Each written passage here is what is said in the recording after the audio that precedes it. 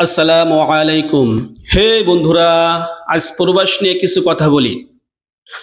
প্রবাসে আছি কিন্তু আল্লাহর রহমত থেকে দূরে নয়। ঘর ছাড়া এই জীবন কষ্টের, কিন্তু আল্লাহর পথে সব কষ্টেই সোয়াবের। দিনরাত পরিশ্রম করি রিজিকের জন্য, কিন্তু রিজিক দাতা যে একমাত্র আল্লাহ, একথা মনে রেখেই প্রত্যেকটা সকাল শুরু করি। নামাজে কখনো ফাঁকি দেই না, কারণ এই প্রবাসে তো আল্লাহর কাছে সবচেয়ে বেশি প্রয়োজন হয়। হে আল্লাহ, আমাদের কষ্টকে কবুল করুন, পরিবারকে হেফাজতে রাখুন এবং আমাদের দুনিয়া ও আখিরাতকে সফল করুন।